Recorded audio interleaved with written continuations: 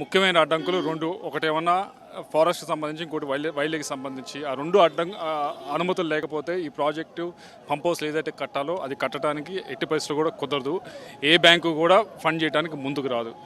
దాన్ని 5 సంవత్సరాల క్రితం 2018లో నా ముందుకు ఇది తీసుకొచ్చారు ఇక్కడ రైతులు, అలాగే ఎమ్మెల్యే గారు తీసుకొచ్చారు. ఇదిగో ఈ ప్రాజెక్ట్ చేస్తే కనుక ఎగువ పల్నాడు ఏదైతే రైట్ కెనాల్ పైన ఉందో, మాచర్ల అలాగే మన వినుకొండ ఇవన్నీ కూడా నీళ్లు వచ్చని చెప్పడం జరిగింది.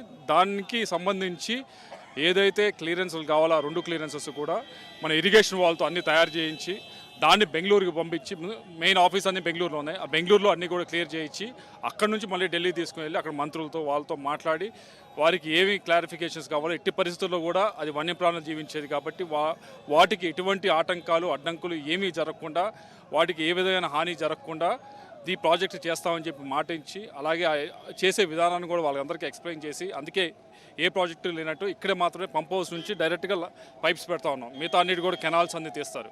కానీ ఇక్కడ వన్యప్రాణులు అటు ఇటు తిరగడానికి ఇబ్బంది లేకుండా అన్నీ కూడా చేస్తా ఉన్నాం.